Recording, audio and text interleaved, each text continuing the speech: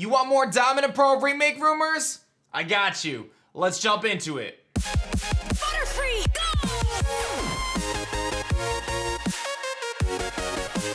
Yo, whoa, what is going on YouTube? It's your boy Dan, aka aDrive. I'm bringing you guys a brand new video today, and today we are diving into a Diamond and Pearl rumor for a remake of next year, 2021. For those who do not know, next year is the Pokemon 25th year anniversary. We've been talking about it a lot on the channel, and I'm a big believer that we are going to get Diamond and Pearl remakes. This is a rumor though, so just be prepared for that.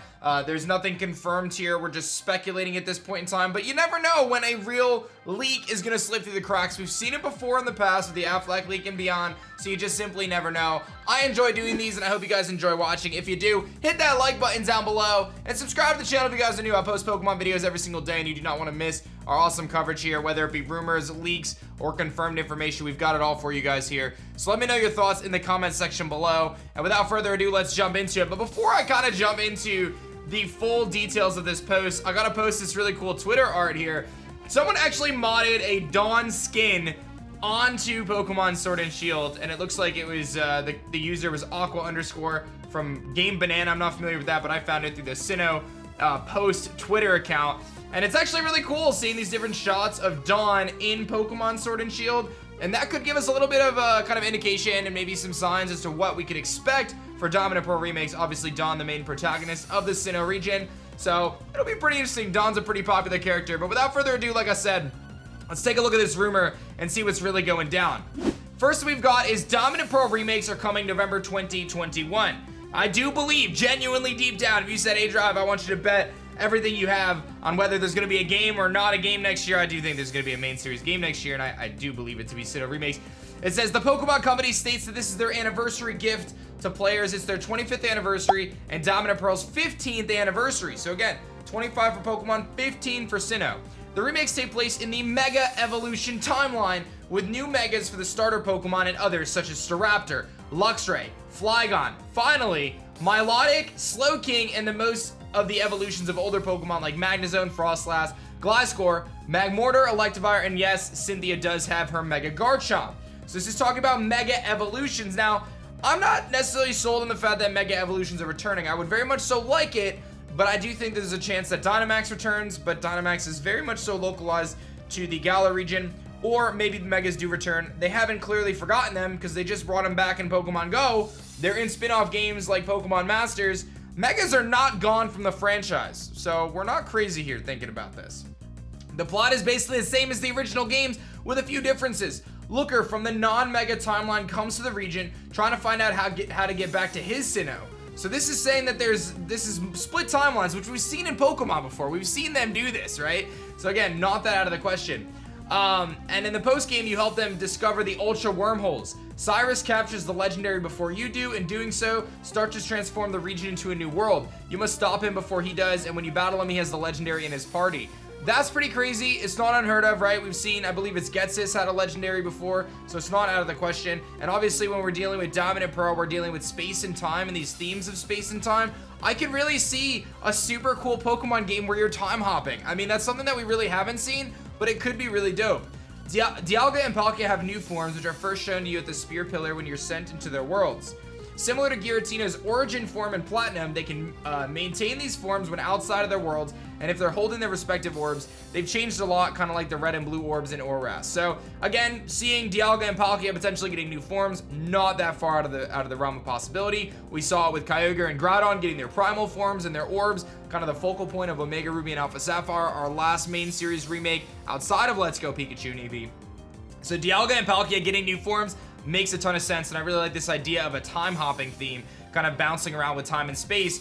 And again, some of these elements are very much so recurring in the Pokemon franchise. This goes on to state that the region is the best 3D region design yet, with all previous areas being accessible. So it talks about how they've really stepped up their game in terms of their 3D. I expect it to be on the same engine as Pokemon Sword and Shield, so expect a lot of similarities there regardless of what the outcome is. The new evolutions will be introduced. There are 3 separate categories for these evolution forms. This is where things get spicy. Regional evolutions. The regional evolutions introduced in Sword and Shield, like Obstagoon, will have alternative forms for their original line. For example, Hoennian Obstagoon, Cantonian Mr. Rhyme, Jotonian Cursula. just to name a few. So this is saying that, hey, we got those new Pokemon like Obstagoon and Mr. Rhyme and Cursula, but we're actually gonna have them have new forms for different regions. Crazy stuff. New evolutions in pre-evos. Some Pokemon that do not have evolutions in previous games will gain them. For examples, Dunsparce evolution into a Chinese dragon with a huge tail and rattle. Jinx evolving into a refined version of its original scraped evolution to go with Magmortar and Electivire. Kangaskhan getting a pre-evolution that could evolve into Kangaskhan and a new male Kangaskhan form. Interesting. So this is saying a baby Kangaskhan and a new male Kangaskhan. And under special conditions, a Cubone. Tauros has the same concept as Kangaskhan with it getting a pre-evo that either evolves into Tauros and Miltank. Eevee gets a flying type evolution that has wing-shaped ears, along with a rock type one that's based on the Jewel Ore. Evolutions, baby, we've been waiting for them. The last time we had evolutions was Gen 6, which was Sylveon. Prior to that was Gen 4, which was Leafeon and Glaceon. Would they give us new evolutions in a Diamond and Pearl remake? And then new forms. It says Shellos and Gastrodon get opposite sides of the maps instead of East and West Shellos. Now there's North Sea and South Sea form of Shellos, which I think would actually be really cool. Then it talks about this part. This part's a little weird to me, but it says new cast forms for weather conditions. And then it talks about different conditions. And this is one of those red flags to me, but not out of the question. Cast form, of course, a weather Pokemon.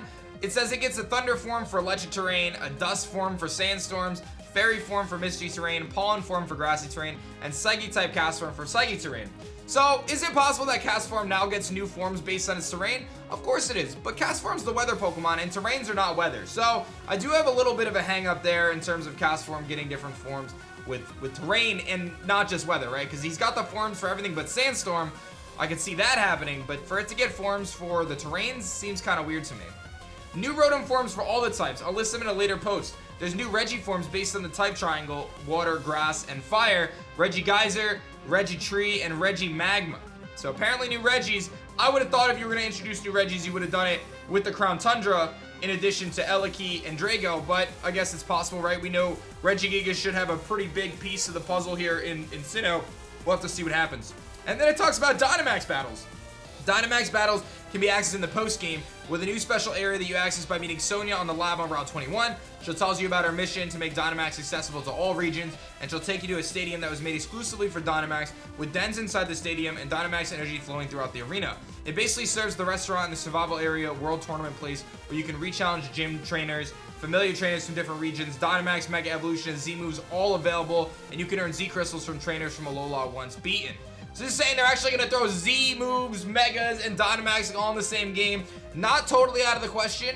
It'd be very weird if you could do them all in the same kind of context of battle, but we'll see. Then it goes on to say that in regards to returning Pokemon, the majority of Pokemon in Sword and Shield return. All legends are going to be available. The game is compatible with Sword and Shield, so you can trade directly, and I will post more information later. So that was a lot of information to digest and a very robust rumor here. This person clearly took their time to type all this out, and whether it's real or not, unfortunately time will tell, but it's certainly interesting, and it poses the question of a lot of different things. One, Mega Evolutions, Dynamaxing. Are we getting Diamond Pearl remakes in the first place? Which again, I'm on the bandwagon for it. If I'm wrong, but I'm really feeling like we're getting Diamond Pearl remakes, man. I really feel that way. So the hype train is real. Let me know if you guys want to see more of these rumor type videos. I'm not going to post every rumor that comes across my desk, but when I see ones that I think are a little bit more interesting, we'll cover them on the channel. Hit that like button if you enjoyed it. Subscribe if you guys are new, and I will see you guys on the next video. Peace. If you guys like this Pokemon news and rumor breakdown, you should check out this one right here. Otherwise, this video is pretty cool too. Make sure you guys like, subscribe, and check out one of these videos, and have yourself an awesome day.